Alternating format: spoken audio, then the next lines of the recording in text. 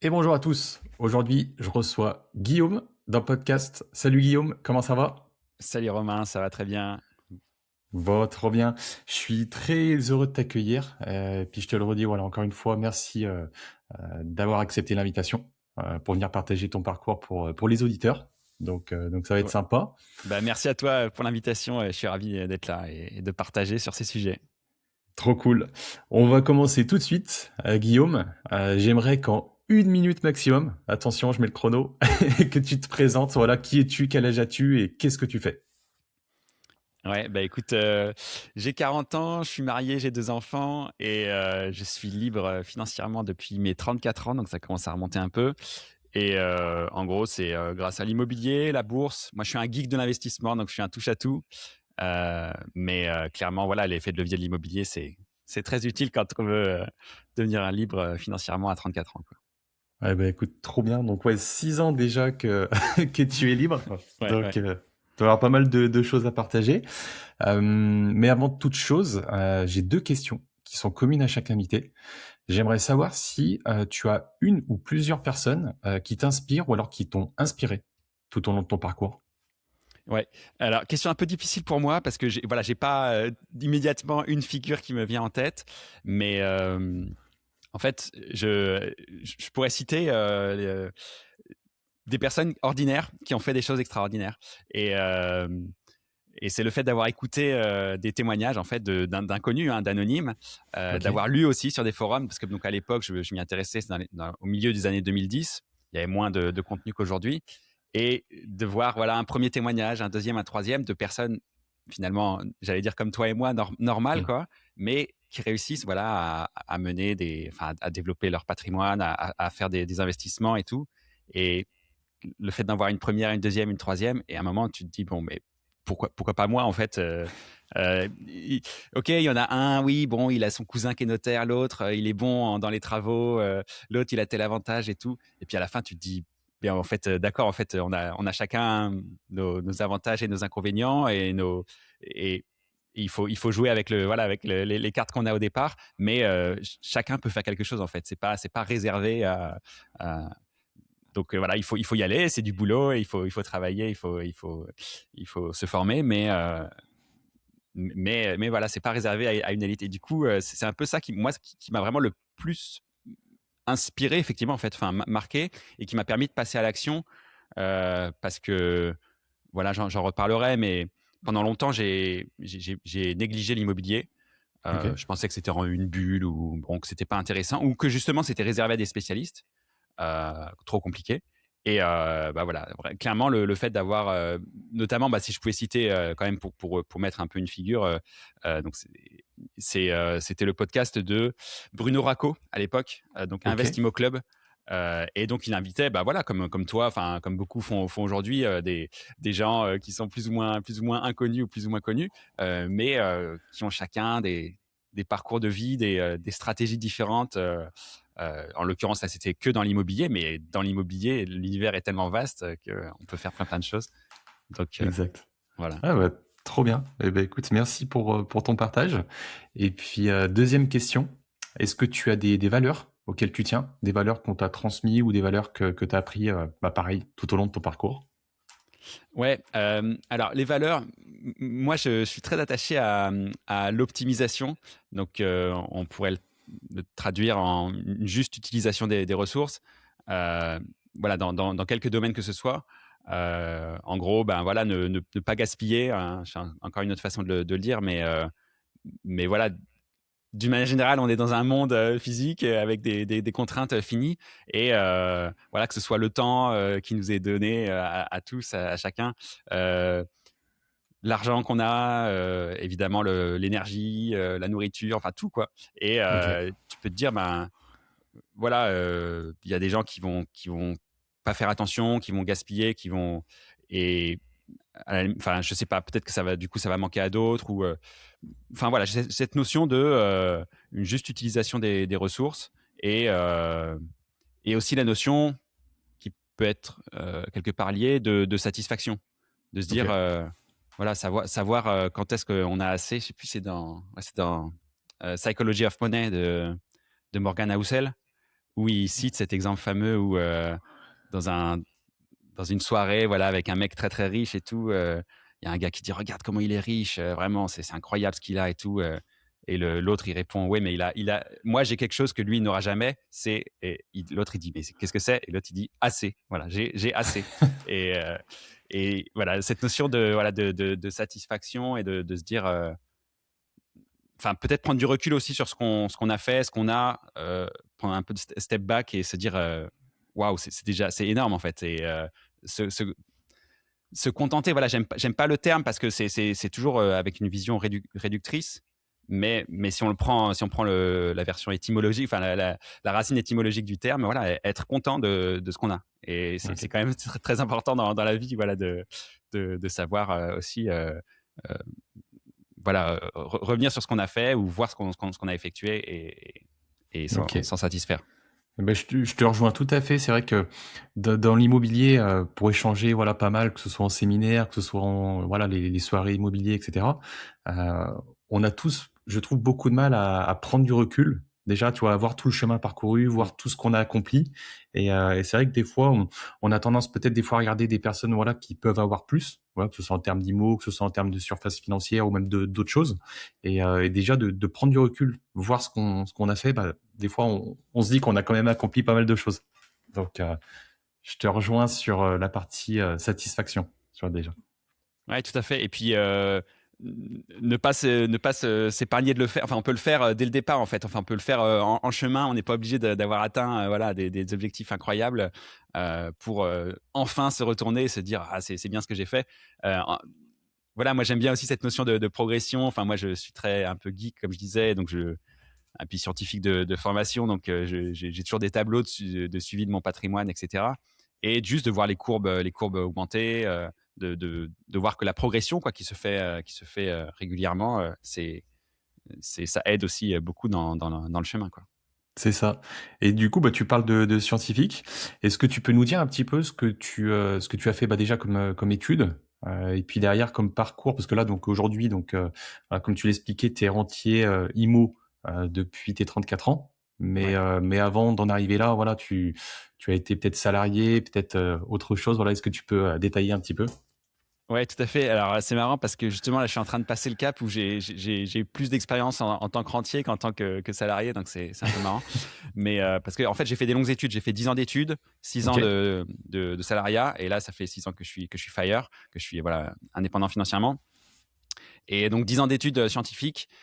Voilà, bon, avec bah, une école qui n'est pas vraiment une école d'ingé, mais ça s'y apparente. Et puis, j'ai fini par une thèse. Parce que Ok. voilà, forcément, pour faire 10 ans d'études, en général, on va au doctorat et on fait une thèse. Donc, ça a été mon parcours. Et ensuite, j'ai été ingénieur-chercheur chez EDF. Ok. Donc, un poste très intéressant. Et puis, surtout, un équilibre vie pro, vie perso qui était vraiment super. Donc, voilà, j'ai vraiment l'habitude de dire que j'ai pas du tout fui quelque chose. La situation était très, très correcte, mais j'ai été trop attiré, en fait, par la liberté et j'ai pas su dire non. Voilà. Ça n'a pas été compliqué pour moi de m'envoler de la cage dorée, quoi, de la prison dorée. Et, et du coup, donc, qu'est-ce que tu faisais concrètement au quotidien en tant qu'ingénieur chez EDF? Ouais, Ton job, ça consistait en quoi? donc j'étais ingénieur-chercheur. Moi, ma spécialisation, du fait de ma thèse et donc de mes dernières années d'études, et ensuite de ma thèse, c'était la météorologie et la climatologie. Et donc, en fait, je faisais de la simulation numérique d'écoulement atmosphérique. Donc, en gros, ben, on prend des ordinateurs. Donc, enfin, ça, donc, je raconte ce que je faisais à EDF.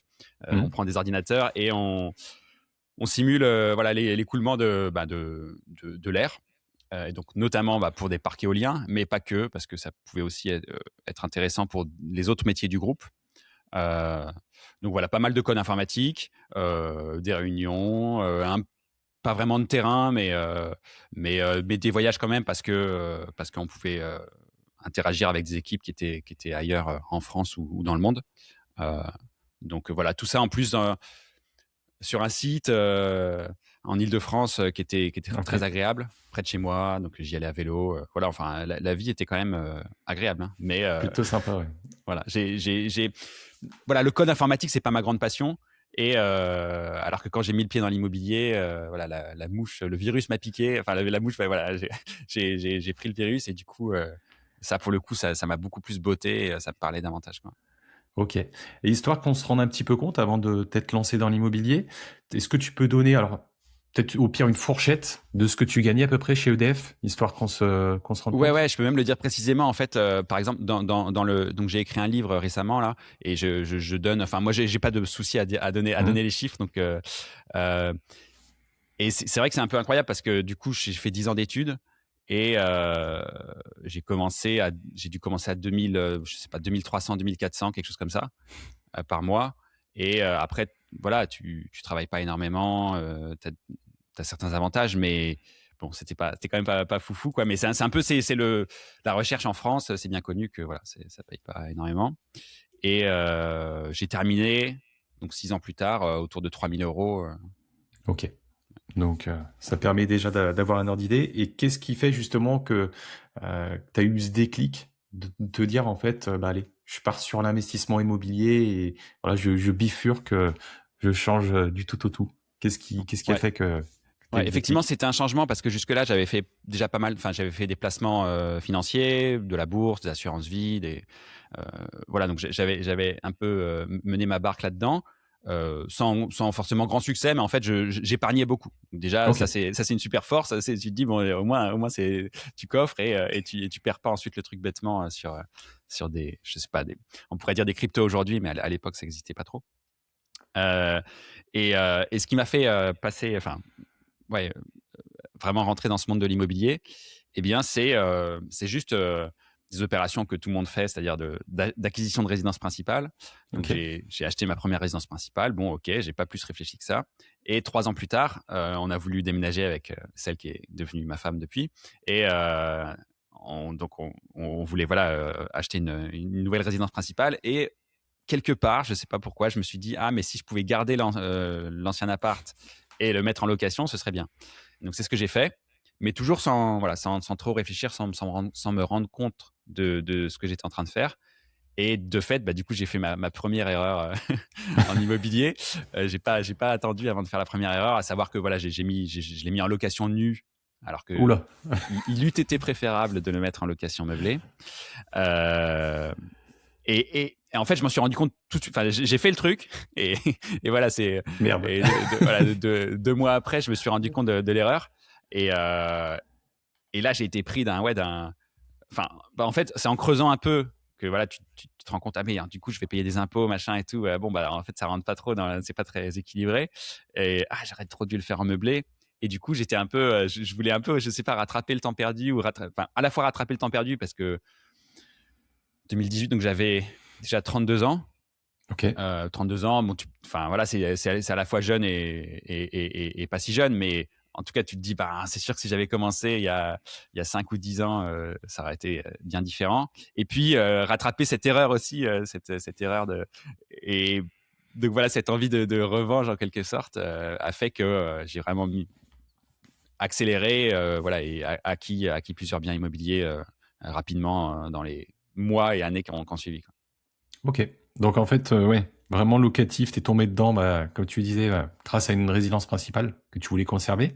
Ouais. Donc tu as acheté ta deuxième résidence principale et après, est-ce que tu as eu du coup une stratégie qui t'est venue en tête après, on va dire, cette première erreur de Mm. location nue, ou est-ce que tu as fait au feeling? Comment ça s'est passé pour les biens suivants?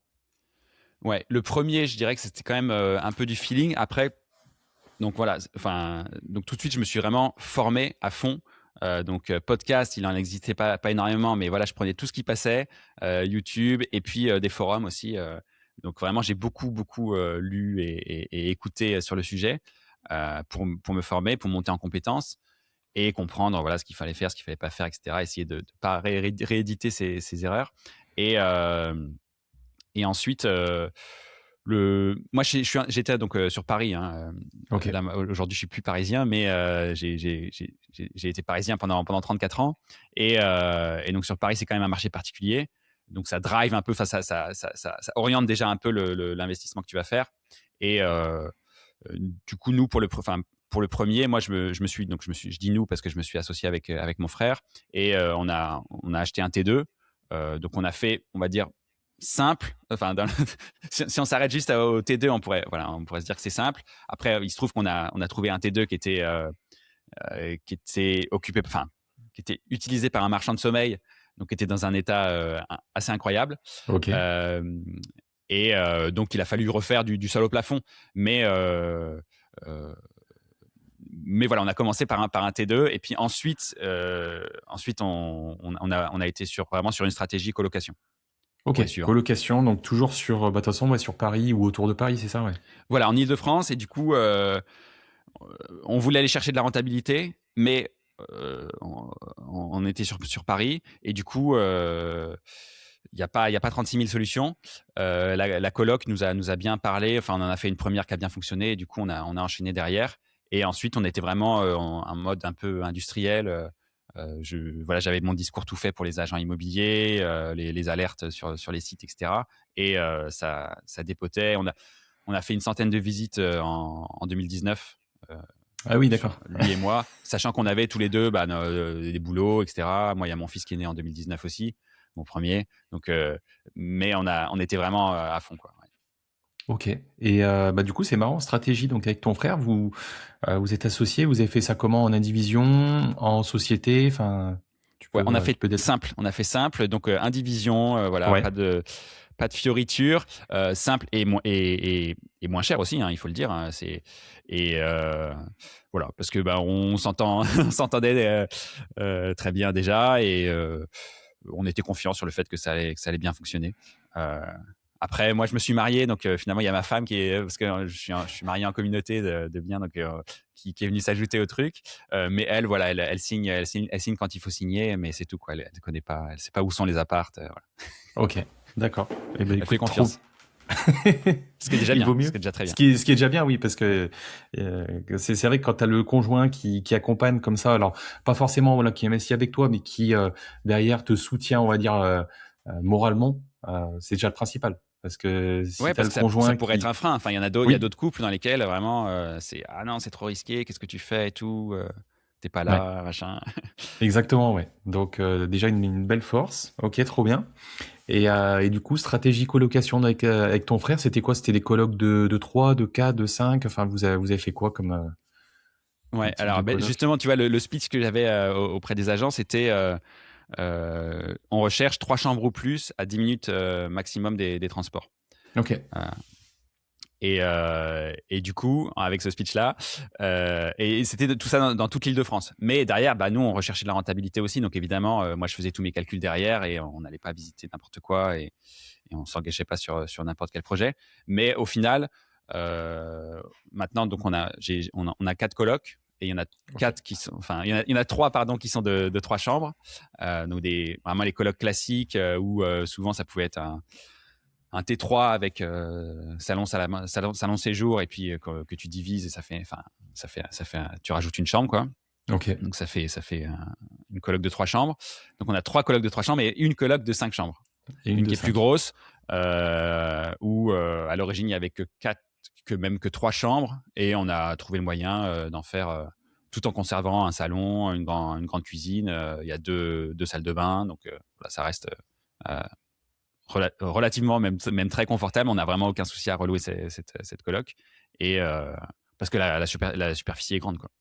Ok. Et puis on est sur Paris, hein, et c'est vrai que les critères sont pas, enfin les attentes sont pas forcément exactement les mêmes sur Paris. Enfin forcément, hein, le mètre carré est beaucoup plus cher, donc les gens savent que ils vont pas avoir forcément 15 mètres carrés dans leur chambre. Je dis ça, quoique nous, il y a 2 de nos colocs dans lesquels justement on a des chambres de 14 ou 15 mètres carrés, donc là ils sont très très contents. Bah, c'est un gros plus, ça, Et ils sont dans à les un grandes quart d'heure de villes. Paris. Trop bien. Et qu'est-ce que j'avais comme question par rapport justement à ça? Est-ce que, enfin, alors, est-ce que ça a bien déroulé? Est-ce que ça a été au niveau des financements? Ouais, Parce que moi, je suis banquier depuis bientôt 13 ans. d'accord. Et indivision comme ça, entre frères, enfin entre frères et sœurs, peu importe famille, Ouais. c'est quelque chose qu'on voit pas régulièrement. C'est pas fréquent en tout cas. Donc est-ce que ça a été au niveau des financements? Est-ce que ça a bien déroulé? Est-ce qu'il y a eu je sais pas, des refus de prêts ou alors des questions qu'on vous posait régulièrement? Mhm. Peut Mais être écoute, intéressant. non, globalement, ça s'est bien passé. Euh, voilà, moi, c'est sûr que CDI à EDF, ça rassure.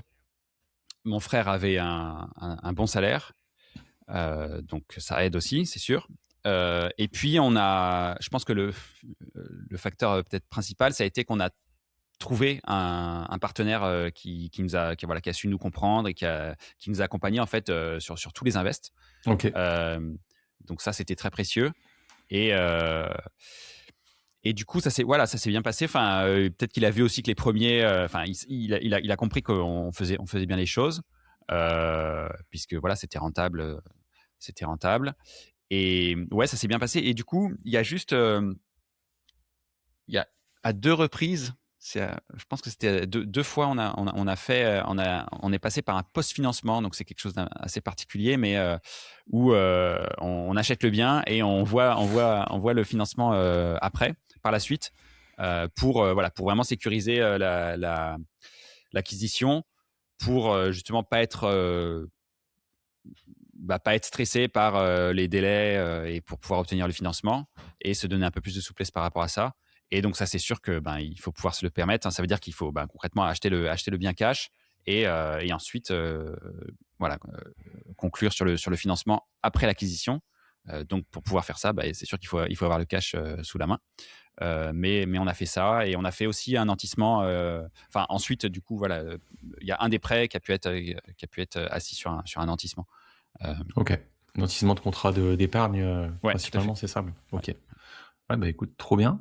Et en termes de stratégie, donc c'était beaucoup, donc voilà, c'est des colocations dans lesquelles il y avait des travaux, c'est ça? Tu peux Oui, expliquer ou peut-être pas selon forcément? les biens, il y avait plus ou moins de travaux. Donc voilà, on n'a pas tout fait à l'image du premier, le T2, qu'il fallait vraiment refaire du sol au plafond du coup, et qu'on a refait du sol au plafond.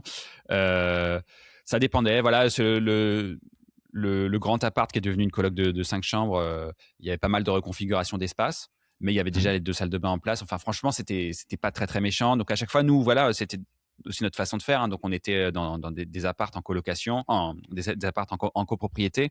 Donc avec finalement pas mal de choses que tu n'as pas à gérer. Tu as les charges à payer, mais voilà, le pendant, c'est que t'as pas des problèmes enfin, voilà, les gros travaux, on va dire vraiment le gros œuvre, c'est pas à toi de le gérer.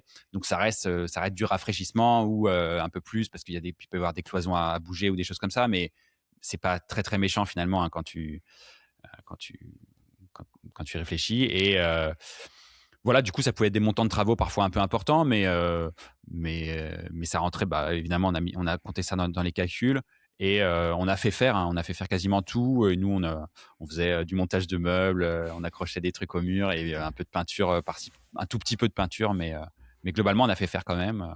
Et parce que on était occupés aussi, tu vois, et on préférait voilà allouer notre temps à aller en chercher d'autres, D'autres biens, et ouais. parce que du coup, finalement, on en a acheté 5 en moins de 2 ans, quoi. 5 en moins de 2 ans, ouais, c'est ça, le Ouais, T2 et les 4 colocations, ouais. ouais, ouais.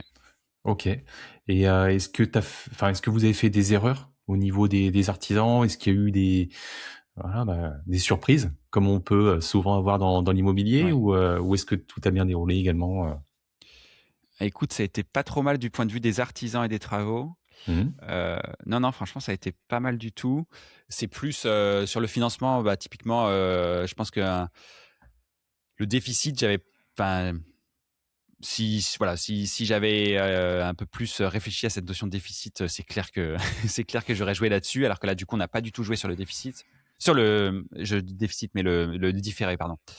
Sur le différé de crédit, c'est bien dommage, voilà, de pas avoir profité du différé, parce que là, on parle d'opérations qui ont été faites dans les années 2019-2020, et du coup, avec des taux qui étaient vraiment intéressants, et on n'a pas du tout joué là-dessus. Donc bon, un petit peu dommage, mais sinon, écoute, non, ça s'est bien passé. Forcément, on était présent aussi euh, pour surveiller comment ça se passait avec les artisans. Et c'est marrant, il y avait un des artisans que j'avais trouvé justement pour l'appart sur lequel on a fait une belle reconfiguration. Euh, C'était justement en écoutant un podcast ou enfin voilà, dans les contenus que je consommais sur l'immobilier. Il y avait un gars qui disait voilà, sur la fameuse question comment trouver un bon artisan, etc. Et il disait, ben, en fait, une des astuces, ça peut être, je crois que c'était Quentin Doulcier, je sais pas si tu vois le gars, Ok, non, je connais pas. Esprit millionnaire, hein. Ok, Quentin Doulcier qui disait, ben, en fait, regardez dans la rue les panneaux. Parfois, il y a des chantiers et les mecs, il affiche chantier réalisé par société ok, machin. Et ça veut dire que bah, s'il met son panneau, c'est qu'il est fier de ce qu'il a fait, machin et tout. Ça peut être voilà, juste déjà une façon de faire, quoi. Une façon de. Ça veut pas dire forcément que le gars il est bon, mais c'est une façon de. Et, et moi, je passais à vélo tous les jours pour aller au boulot et devant un panneau. Et à un moment, je me suis dit, ben, justement, j'ai besoin d'un artisan, je vais l'appeler. Et de fait, ce gars-là, ensuite, nous a fait plusieurs apparts. Enfin, et c'était une belle trouvaille, quoi. Donc, bon. ah énorme. Et ben tu vois, j'allais te demander une petite astuce pour trouver des artisans, bah voilà, ça y est, vous en Voilà. avez une. Ouais. Trop bien. Et donc du coup, ces 5 investissements t'ont permis derrière de quitter ton job, ou est-ce que tu as mis en place d'autres choses, d'autres stratégies?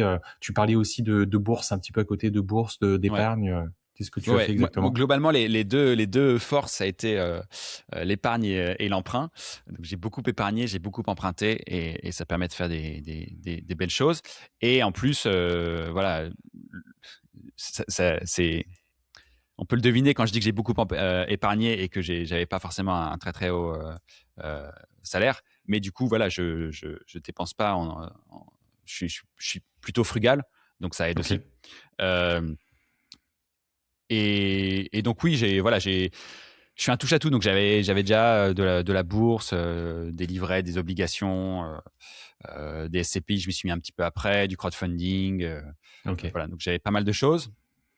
Et, euh, et surtout, moi, ce qui m'a permis si tôt, avec un patrimoine qui n'était pas si énorme, de pouvoir voilà, sauter le pas, enfin, c'est la stratégie de consommation du capital immobilier. C'est-à-dire ok, que je pars pas sur l'idée d'aller jusqu'au bout de mes crédits et, euh, et de garder tout mon parc immobilier, mais plutôt sur l'idée de, de vendre progressivement mes biens immo dès que j'en ai besoin pour me reconstituer une poche de cash pour vivre. ok. Et Parce parce qu'il y que a...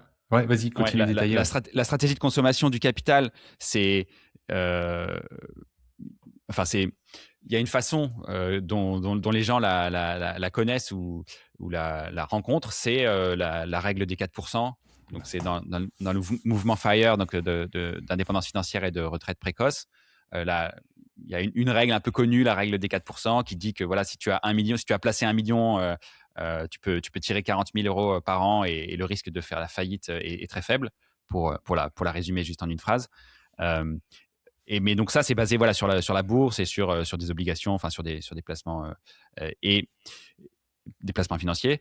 Mais voilà, en fait, on peut aussi utiliser l'immobilier, enfin on peut aussi intégrer l'immobilier dans cette stratégie de consommation du capital. Et c'est d'autant plus puissant en fait parce que ben, l'immobilier, tu peux le faire à crédit. Et, et voilà, moi j'étais devant mon tableur à l'été 2019 et je me suis rendu compte que je pouvais, voilà, enfin, j'avais atteint la liberté financière en optant pour cette stratégie qui est, euh, qui est assez agressive, hein, il faut le dire, et qui est assez risquée, enfin qui présente des risques, mais c'est des risques qu'on peut maîtriser. Euh, voilà, il faut bien cadrer les choses, faut bien savoir dans quoi on se lance. Mais une fois qu'on a fait ses calculs et que, évidemment, on prend des paramètres conservateurs, parce qu'il y a plein de petits paramètres qui peuvent venir jouer sur la simulation. Et voilà, bah, une fois qu'on a fait ses calculs et qu'on est bon, ben on peut se lancer dedans. Enfin, en tout cas, moi, je te dis, voilà, j'ai eu cette révélation et de me dire, ah, ben, c'est bon, j'ai atteint la liberté financière, je peux quitter mon job.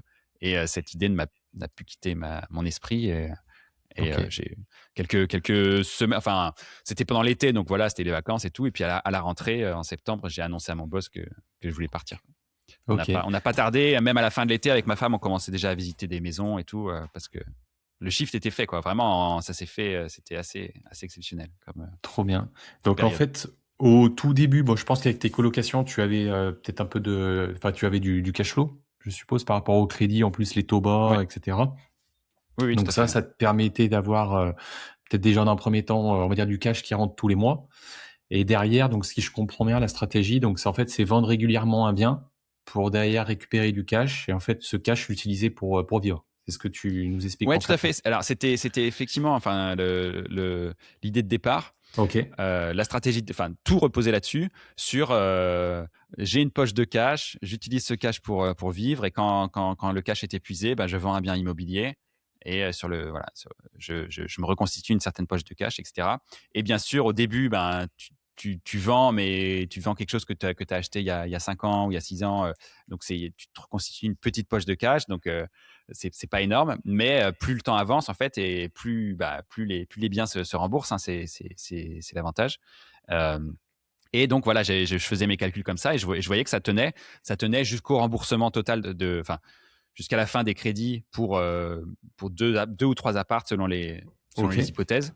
Et donc, à la fin, il me restait quand même des apparts payés. Et donc, on pouvait se dire, ben, soit du coup, ça va me faire un cash flow vraiment conséquent et sur lequel je pourrais vivre, soit je les vends quand même parce que c'est plus intéressant, et je peux placer ça en bourse ou ailleurs, et tirer aussi de l'argent. Et vraiment me rapprocher du coup, pour le coup, de la règle des 4%, où c'est purement financier. Euh, mais ouais, c'était effectivement la stratégie. Et, euh, et donc voilà, j'ai pris plein d'hypothèses conservatrices. Et donc, de fait, depuis 6 ans maintenant que j'applique le truc, effectivement, la réalité s'est avérée meilleure que les prévisions, qui étaient volontairement pessimistes. Euh, donc voilà, pour l'instant, en fait, j'ai même pas eu besoin de vendre de biens immobiliers. Là, je vais en vendre un quand il sera libéré, euh, parce que ça fait sens, en fait, du point de vue juste financier. ok, Euh, Parce que c'est plus intéressant, en fait, d'aller sur des placements financiers, parce que ben, le crédit a été beaucoup remboursé. Donc, le loan to value, comme on dit, est très bas. Euh, mais c'est pas par besoin financier, parce que bah, finalement, voilà, du coup, j'ai développé une activité de coaching que j'avais déjà lancée en 2019. Et enfin voilà, nos revenus sont supérieurs à ce que j'avais projeté, nos dépenses sont légèrement sont inférieures à ce que j'avais projeté.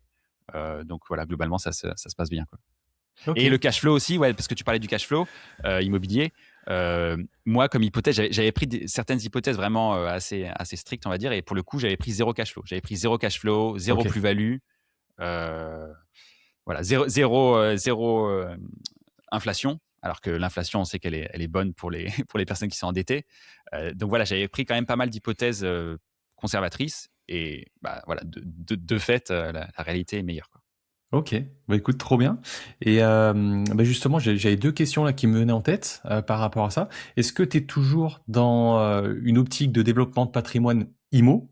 Est-ce que tu continues voilà, d'acheter des biens IMO ou vraiment là maintenant voilà, tu laisses tes biens se payer et derrière tu es plus sur une stratégie, on va dire, bourse ou épargne?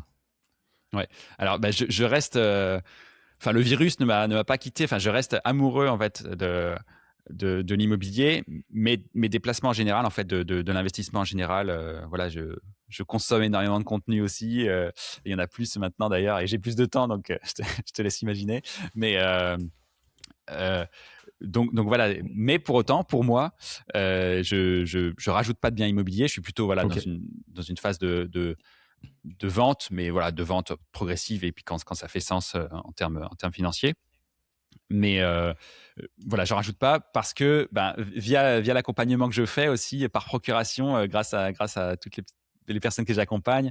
Et j'ai vraiment plaisir, voilà, finalement à garder ce pied dans l'immobilier, en les aidant, bah, à trouver des apparts, des maisons, des immeubles, des biens à louer en longue ou en courte durée. Enfin, donc parce que l'univers est tellement vaste et les stratégies sont multiples, et puis voilà, chacun a sa situation et ses objectifs. Donc ça reste passionnant. Et voilà, bah, pour moi aussi, hein, ça peut être utile, évidemment, de me tenir informé, parce que bon, y a des évolutions réglementaires, comme tu le sais, et fiscales, etc. Euh, donc il faut de toute façon se tenir à la page. Mais moi, je le fais à la fois pour moi, et puis évidemment pour les personnes que j'accompagne. Donc voilà, moi, je construis pas davantage de. Voilà, j'ai que 40 ans, donc il faut jamais dire jamais. Peut-être que ça repartira, hein. En fait, je reste. Tu sais, quand je vois des annonces près de chez moi, ou l'autre jour, il y a encore mon frère qui m'a envoyé une annonce, et c'est vrai que tu te dis, ah, allez, c'est vrai que c'est. Et puis bon, donc franchement, ça m'étonnerait que je reparte pas pour un tour, un de ces quatre. Mais pour l'instant, non. Tu vois, on a eu une phase très intense pendant 2 ans d'acquisition. Là, on surfe un peu sur ce qu'on a fait. Et voilà. Mais et puis du coup, c'est peut-être plus sur les placements financiers où voilà, je découvre ou j'approfondis d'autres domaines. Donc que ce soit voilà la bourse, le crowdfunding, les cryptos, un peu de SCPI. Et maintenant, je fais aussi des trucs un peu plus techniques. Enfin, j'utilise de la marge sur des courtiers en bourse pour aller chercher plus de levier en fait, et Ok. faire du levier financier aussi, comme voilà, j'ai beaucoup utilisé le levier immobilier, et en fait on peut en faire du levier financier aussi, quand on sait ce qu'on fait et qu'on maîtrise les risques évidemment. Ok, trop bien. Et deuxième et dernière question par rapport à l'IMO.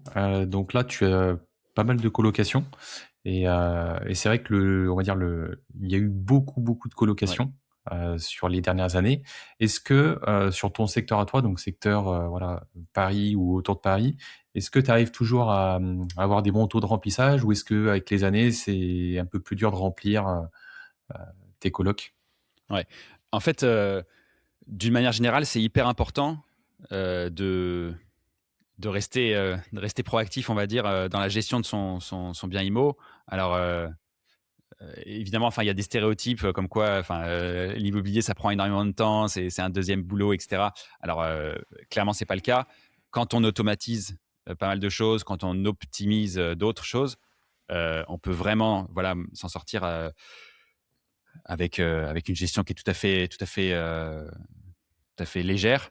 Euh, Moi, ça me prend 1 heure par semaine, et Ok, donc j'ai une vingtaine de locataires en tout, et ça me prend 1 heure par semaine, et ça prend 1 heure par semaine à mon frère, euh, en moyenne sur l'année, quoi. Parce que ok. voilà, on sait bien, il y a des périodes où il y a un peu plus, et puis il y a des périodes où il y a rien pendant 2 ou 3 semaines. Euh, mais voilà, c'est très très très manageable. Donc je voulais dire ça et je me suis perdu. Euh, Sur la tu- capacité à remplir les colloques, ouais, et donc justement. sur la capacité, et donc voilà, donc quand même pour dire que nous, quand on a un congé qui nous est donné, eh ben on est sur le pont tout de suite, quoi. Ok, Et donc moi je remets les annonces.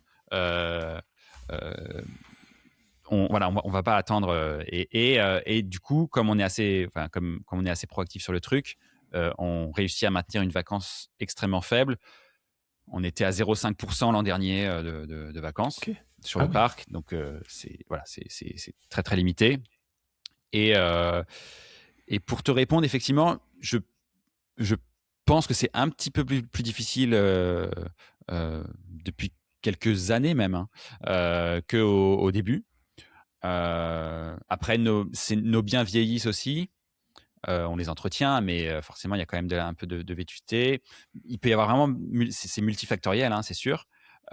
Néanmoins, euh, je partage ce que tu dis. Enfin, je pense qu'il y a quand même des colocations qui se sont multipliées, et je le vois aussi voilà, pour les personnes que j'accompagne.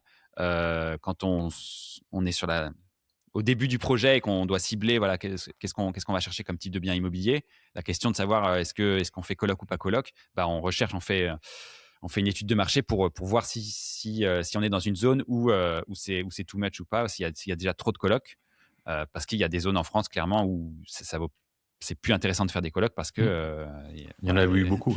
ouais, ouais, il y en a trop, ouais. Mais voilà, en Ile-de-France, ça reste quand même très très demandé.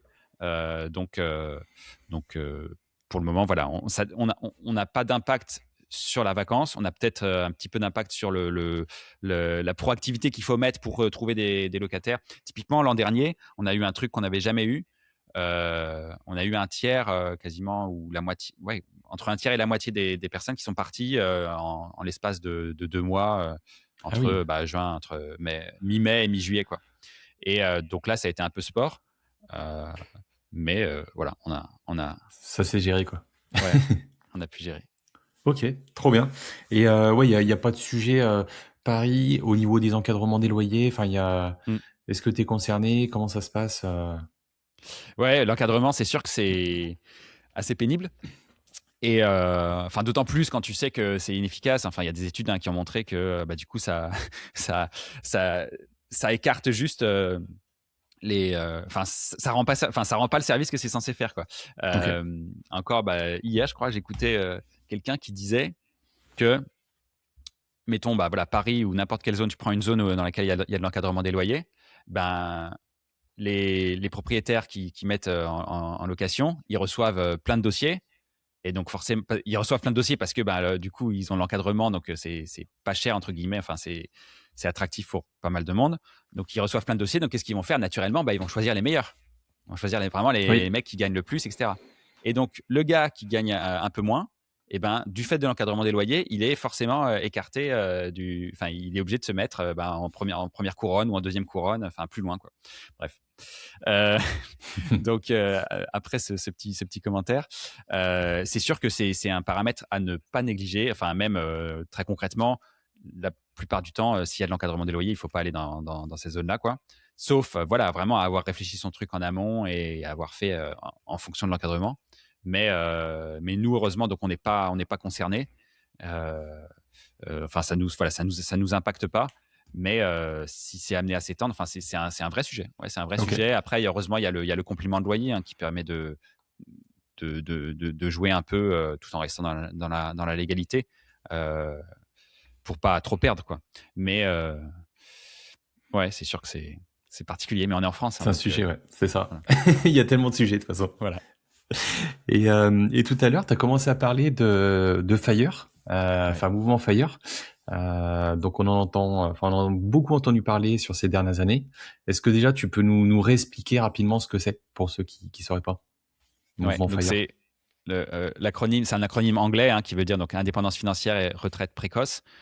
Et donc l'idée, l'idée c'est juste enfin c'est le mot est assez, s'explique pas mal, quoi. Donc c'est juste d'avoir une indépendance financière, donc de, de monter un patrimoine suffisamment important pour que tu puisses vivre sur ton patrimoine, donc sans travailler, hein. Euh, et sachant que voilà, donc ce mouvement Fire intéresse beaucoup de gens, et donc il y a la vision à l'américaine, on va dire, où c'est plutôt vraiment sur la bourse, et puis épargner à fond et tout, et puis aller en bourse. Alors qu'en fait, enfin, si on regarde juste le but qui est recherché, donc l'indépendance financière, c'est les manières d'y arriver peuvent être extrêmement variées, quoi. Et on n'est pas obligé de se serrer la ceinture, machin. Enfin, selon les situations et les objectifs de chacun, ça peut être extrêmement varié. Voilà, quelqu'un qui va viser un FIRE, on va dire, à 2 000 euros par mois, et un autre qui va viser un FIRE à 10 000 euros par mois, évidemment, c'est pas du tout la même chose. Euh, donc, voilà, c'est juste, en fait, cette idée euh, ouais, de ne plus dépendre du travail, des revenus du travail. Et d'ailleurs, la plupart des gens en fait qui s'intéressent au FIRE s'intéressent surtout à la première, aux deux premières lettres, donc indépendance financière, et un peu moins à retraite précoce. Enfin, il y en a moins qui font le pas vraiment de- d'arrêter de travailler Ok. ou de diminuer fortement leur temps de travail. Donc moi, c'est ce que j'ai fait. Moi, j'ai arrêté donc en 2020. J'ai vraiment coupé complètement. J'avais très très peu d'activité. Puis j'ai mon coaching j'ai développé, enfin j'ai consacré plus de temps à mon coaching depuis 2022. Euh, mais j'ai eu 18 mois où j'ai vraiment pas fait grand chose. Et finalement, ça me convenait pas. J'étais pas à l'équilibre, on va dire.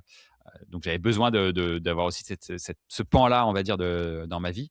Mais mais la plupart des gens, voilà, qui s'intéressent au FIRE, il y en a qui atteignent l'indépendance financière, et qui se mettent, enfin, qui travaillent encore plus à la limite après avoir atteint l'indépendance financière qu'avant, parce que ils se lancent dans des business. C'est des gens qui sont actifs, voilà, qui peuvent pas rester. Et pourtant, je me reconnais un peu là-dedans. Enfin, dans le fait de voilà, d'être actif et de ne pas pouvoir rester sur son canapé toute la journée. Mais du coup, je le fais d'une autre façon. En fait, je suis pas attiré plus que ça par l'argent, en fait. Franchement, c'est très bien, hein. Je suis très content, et quand j'en gagne plus, je suis content, et voilà, et ça permet de faire des choses. Euh, mais je sais pas, je suis attiré par plein d'autres choses aussi, tu vois, et le temps il est compté, donc il est limité, donc voilà, je préfère passer du temps avec mes enfants, faire du sport, aller profiter de la nature, enfin plein de choses, quoi. Et puis aussi avoir cette cette partie de coaching qui est super importante dans ma vie et mais voilà, ça ne prend pas toute la place, quoi. Et, Ok. euh, et donc, le FIRE, c'est. En fait, vraiment, j'insiste sur le côté. C'est juste l'objectif d'indépendance financière, mais derrière, il peut y avoir plein de parcours différents. Et parce que voilà, j'aime pas trop les cases et le fait de dire ah bah le FIRE, c'est forcément quelqu'un qui va manger des pâtes pendant 5 ans, pendant 10 ans. Enfin, il y a plein de façons de faire et surtout, enfin voilà, du coup faut pas se dire ah bah moi le FIRE ça me va pas parce que je veux pas rogner sur mes dépenses et sur mon train de vie, etc. En fait, on peut le faire aussi en étant à l'aise et sans se priver, enfin sans avoir de sentiment de se priver. Mais bah, c'est sûr que il n'y a pas de baguette magique non plus. Donc, si tu as des objectifs ambitieux, en fait, FIRE, c'est très ambitieux. Se dire, enfin, même juste la règle des 4%, ça donne déjà une idée. Tu vois, C'est s'il ce y a qu'il des faut gens qui accumuler, nous ouais. écoutent, qui se disent, ah, moi, j'aimerais, je sais pas, avoir 50 000 euros par an, c'est cool, c'est bien pour mon train de vie, etc. Et du coup, tu fais le calcul et tu fais, ah oui, d'accord, ouais, donc il faut 1 million et quelques, 1 250 000. C'est c'est énorme comme somme à réunir. Et donc déjà, s'appuyer aussi sur l'immobilier, ça aide vraiment beaucoup. Si en plus on s'appuie sur la consommation du capital immobilier, ben voilà, c'est une façon de faire. C'est comme ça que j'ai pu le faire si tôt avec si peu, entre guillemets. C'est ça. Et puis le fait de pouvoir faire du levier, alors d'être FIRE uniquement avec la bourse, eh ben, ça nécessite vraiment de gagner beaucoup et en fait d'épargner la Ouais, quasi-totalité de ce que tu gagnes. Alors qu'en fait, l'immobilier, hormis éventuellement un apport dont voilà, maintenant c'est plutôt les frais de notaire, les frais de dossier, frais de garantie, voilà que la banque va demander. Hormis cette somme-là injectée, après tout le reste, c'est des locataires qui te remboursent en fait ton capital, qui te remboursent ton prêt. Et c'est vrai que vient se poser la question après de l'arbitrage au bout de tant d'années. Et quand tu vois sur un appart, sur deux apparts, sur trois apparts, etc., ce que tu amortis tous les mois en termes de capital, ça peut aller vite, quoi. Ça peut aller ben, vite. c'est ça, hein, c'est vraiment les différentes façons de s'enrichir en immobilier. Enfin, il y a le cash flow, mais évidemment, le gros de l'iceberg, c'est le remboursement du crédit. Et c'est pour ça que voilà, la stratégie de consommation du capital immobilier, c'est l'idée de se dire, bah, je vais pas m'appuyer que sur le cash flow, voire je vais pas m'appuyer du tout sur le cash flow. Je vais pas m'appuyer que sur la plus-value, voire pas du tout sur la plus-value. Mais l'enrichissement, enfin le remboursement du crédit, c'est très puissant, quoi. C'est mois après mois, effectivement, on rembourse beaucoup. Et, donc oui, l'effet de levier c'est un accélérateur patrimonial C'est énorme. ça. Donc C'est ça. il faut l'utiliser. Et d'autant plus que voilà, comme tu dis, on peut l'utiliser. Moi, c'est ce que j'ai fait aussi, et c'est ce que je recommande souvent de faire. Ça veut pas dire que ça empêche de faire de la bourse à côté ou de commencer à faire des placements et à épargner. C'est une fusée avec plusieurs moteurs, quoi. Donc on peut très bien choisir d'allumer les plusieurs moteurs ou certains Mmh. ou de pas. Enfin voilà, c'est un choix, de vie, mais il faut être conscient de la notion de coût d'opportunité, hein, qui est hyper importante et que je répète souvent aux personnes que j'accompagne. Mais ouais, il y a un coût de l'inaction, quoi, un coût à ne pas faire telle ou telle chose, quoi. C'est Et, ça. Et puis tu peux déjà épargner ton salaire tous les mois. Derrière, si tu as du cash flow, tu peux également l'épargner. Tu vois, et derrière, avec l'amortissement du capital, qu'on appelle souvent l'enrichissement caché, parce qu'en fait, ça, on le voit pas tous les mois, voilà. mais tu le vois par contre quand tu vends, quand tu arbitres. Donc ouais, il y a les trois stratégies qui peuvent être plutôt sympas pour Ouais, tout à fait. s'enrichir. Ok, hyper intéressant. Et aujourd'hui, est-ce que tu peux, voilà, on va dire que je suis stagiaire. Je reste une semaine, 2 semaines ou même un mois avec toi. Est-ce que tu saurais nous décrire, je sais pas, une semaine type avec toi? Qu'est-ce qu'on va faire, voilà, à titre pro, qu'est-ce qu'on va faire à titre perso? Je trouve ça hyper intéressant de savoir. Ok. Je voyais pas où tu voulais en venir avec ton histoire de stagiaire. Je me suis dit, oulala. Mais ok, très clair. Ouais, bah écoute, du coup, effectivement, c'est un quotidien un peu particulier que je décris aussi dans mon livre. Mhm. Parce que, encore une fois, il n'y a pas grand monde qui s'est arrêté si tôt.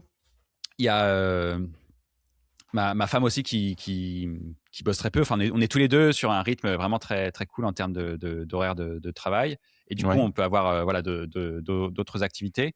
Mais ben, comment mon temps est réparti. Donc, c'est principalement du temps avec la famille et les amis. Mais donc, famille, c'est notamment le noyau proche avec ma femme et mes deux enfants. Donc, je passe beaucoup de temps avec eux. Voilà, ils sont très peu gardés, mes enfants, voire quasiment. Enfin, ils sont très peu gardés. Du coup, je prends mon vélo, je les amène à l'école et je viens les chercher le soir et on va au parc ou à la bibliothèque. Enfin, donc souvent je traîne avec des mamans, mais c'est marrant. Il y a quand même de plus en plus de papas. Donc voilà, pas mal de temps avec la famille et les amis, du sport, du jardinage, du bricolage. En fait, je veux continuer à apprendre, tu vois. C'est un des trucs qui me motive, c'est comment on dit, sortir de sa zone de confort, mais concrètement, ça veut dire se développer, apprendre, continuer à avoir des nouvelles expériences, faire des choses nouvelles, et du coup, voilà, la vie est très vaste. Il y a plein de choses à faire, et du coup, moi, ça prend, c'est plutôt la forme de bricolage, de jardinage, de création aussi. Donc je me suis lancé dans l'aventure d'écrire un bouquin fin 2024, et donc il est sorti un an plus tard. J'avais encore jamais fait de radio, j'ai fait une radio. Les podcasts, ça me botte toujours autant aussi. Donc à faire des nouvelles expériences, où je cuisine aussi, tu vois, je fais des trucs. Donc voilà, j'apprends un peu de nouvelles choses, et puis voilà, je reste très connecté aussi, évidemment, donc à cette partie investissement. Je passe pas beaucoup de temps pour mes investissements à moi, parce que j'ai toujours cette philosophie de lazy investing aussi, lazy, donc investissement en passif, fait même pour les fainéants, quoi, pour la partie placement financier. Mais voilà, ça m'intéresse en fait, donc je vais quand même, c'est un peu comme pour l'immobilier, je te disais, je vais pas en racheter, mais quand même, je regarde des annonces de temps en temps, et donc pour moi, et puis pour les personnes que j'accompagne.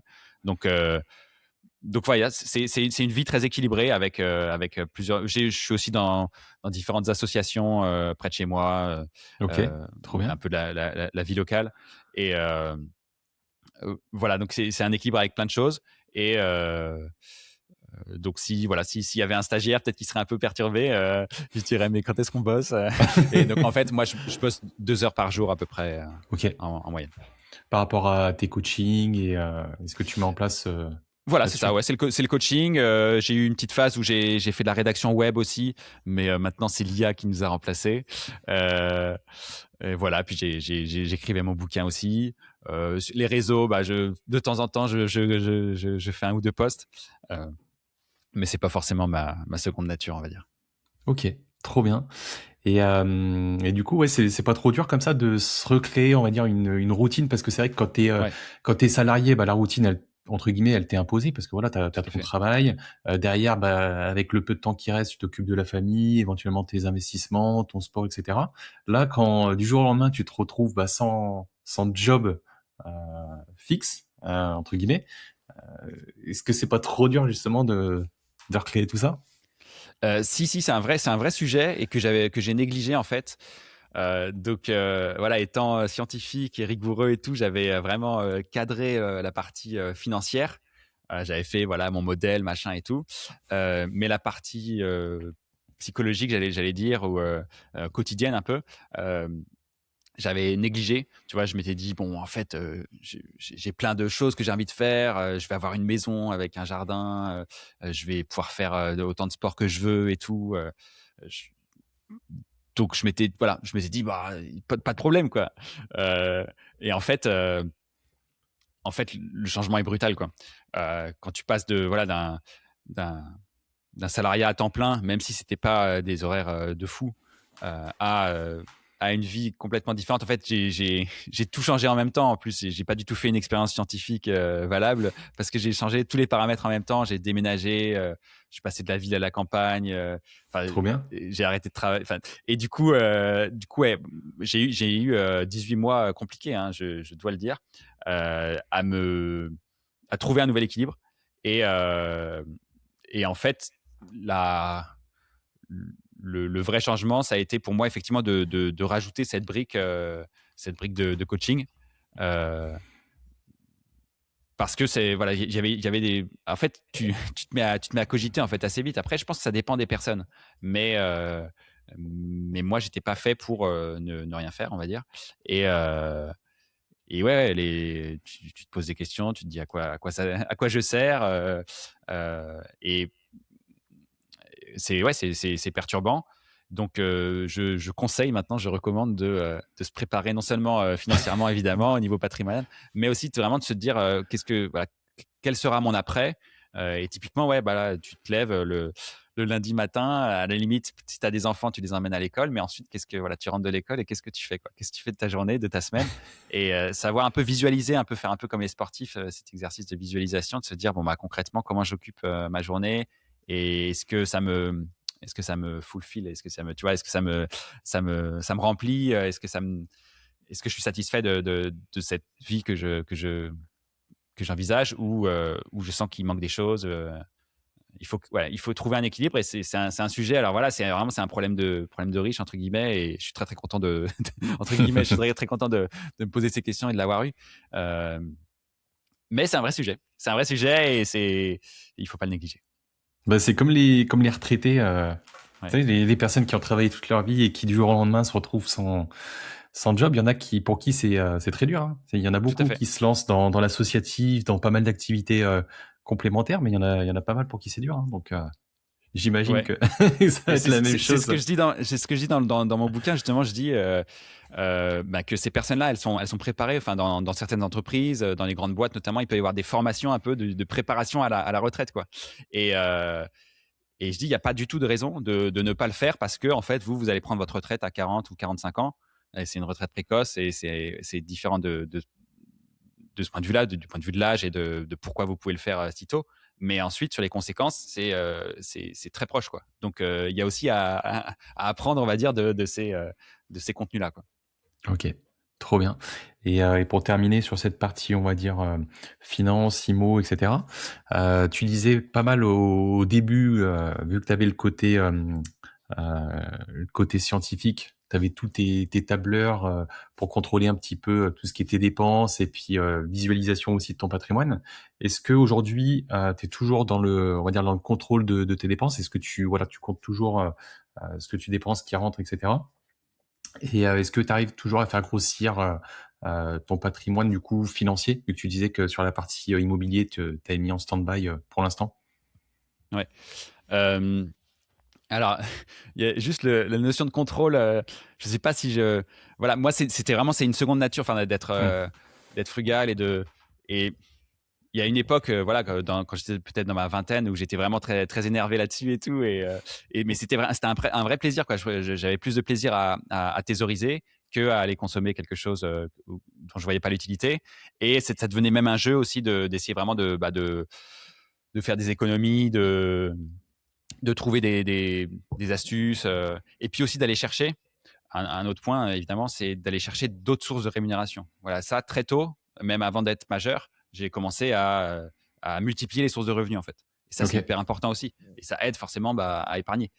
D'autant plus quand on n'a pas forcément un salaire hyper élevé.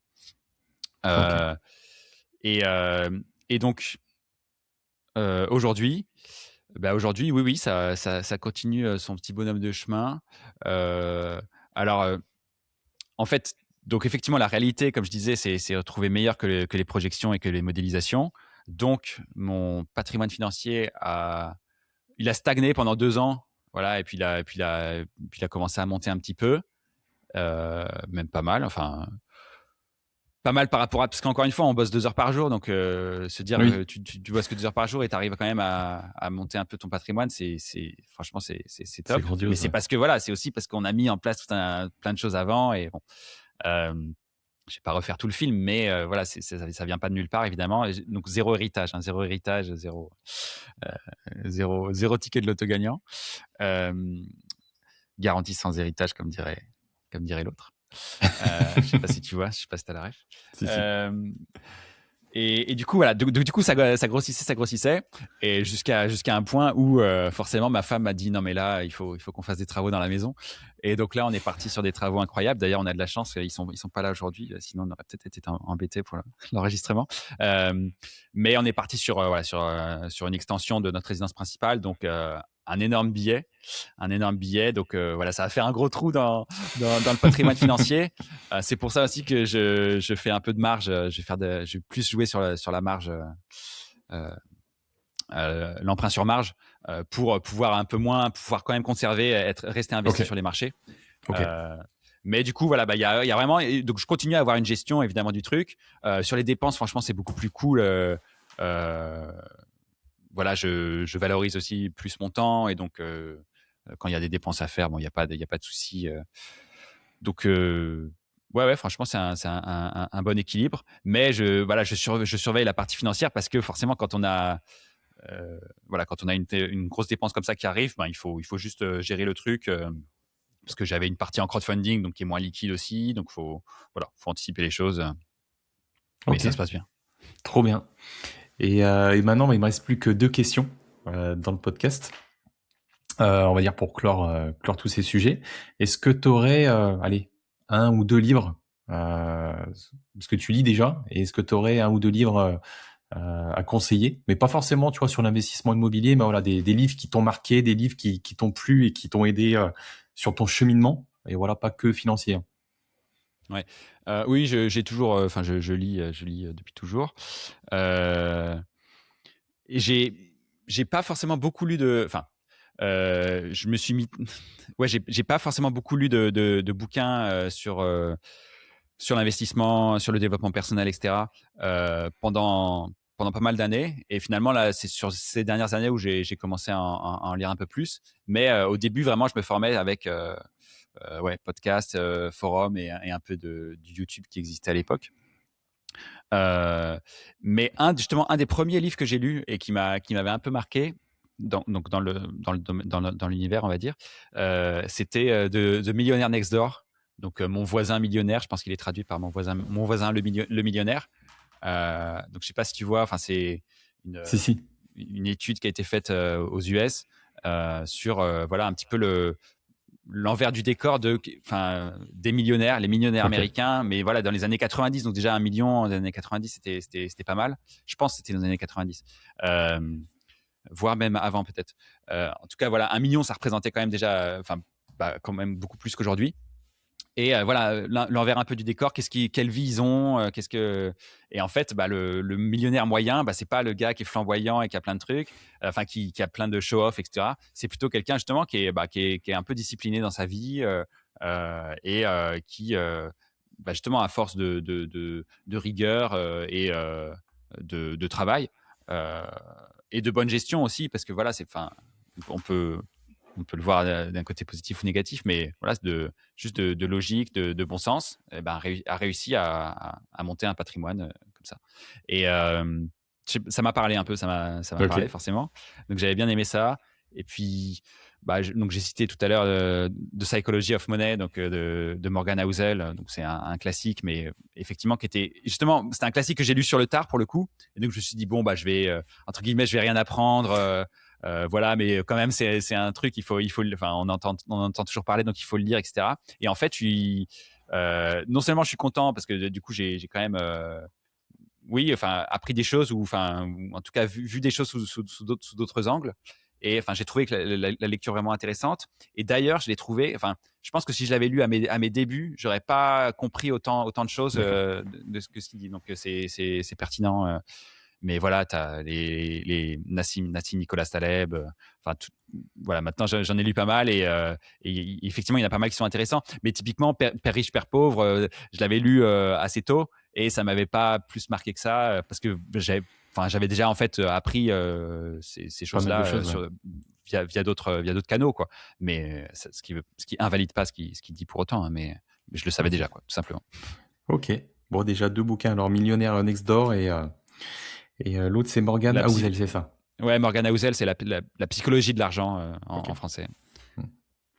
Oui, si, je vois très bien. C'est un cerveau, c'est ça, un cerveau qui est vert, la Oui, oui, tout couverture à du fait. Ouais, bouquin. Ouais, ouais, c'est ça. ouais. Ah, ben, Je l'ai dans ma bibliothèque. Ok. Et du coup, bah, maintenant, pour clore cet épisode, j'ai une question qui est commune à chaque invité. J'aimerais que tu nous donnes ta vision de réussir sa vie. Pour toi, c'est quoi réussir sa vie? Ouais, bah, pour moi, c'est le bonheur, hein, tout simplement. Mm. Donc, c'est réussir à, à mener une vie heureuse, enfin, être heureux, se sentir accompli. Et, euh, et du coup, derrière, ça passe par quoi? Ben, ça dépend. Ça dépend de chacun. C'est la réponse qu'on fait le plus souvent quand on fait de la gestion de patrimoine ou autre, quand on nous pose des questions un peu précises. Bah, en fait, ça dépend. Mais là, c'est pareil. C'est sûr que voilà, ça va dépendre des personnalités, de ce qu'on va rechercher. Mais bah, du coup, c'est tout ça l'exercice et la Ok. difficulté de la chose. Hein, mais c'est d'aller chercher, se dire bon, bah, moi, qu'est-ce qui va faire mon bonheur et de quoi j'ai besoin. Et sachant que ça peut être une vérité à un instant donné, puis 10 ans ou 5 ans plus tard, autre chose. Donc voilà, on n'a pas fini dans ce schéma-là, mais quand même, voilà, je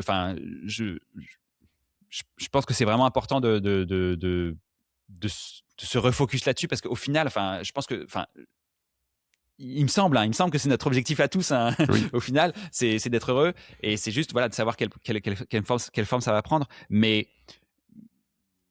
concrètement, je pense que c'est peut-être dommage de tellement associer l'argent. Enfin, je Oui. sais pas trop comment le formuler, mais De certains d'avoir cette se vision de dire, réussite de revenus, en fait. voilà, de tellement être pris dans le game de je fais plus d'argent, je fais plus d'argent, je fais plus d'argent. Euh, et aussi, ben, un peu le côté sur les réseaux sociaux aussi, la comparaison, machin. Euh, se dire que l'argent est au-dessus, la valeur argent est au-dessus de la valeur de bonheur, entre guillemets. Enfin, à mon sens, c'est pas forcément la bonne voie. Vraiment, il y a plein de choses à aller chercher au-delà. Enfin, voilà, l'argent est un moyen, c'est pas une fin.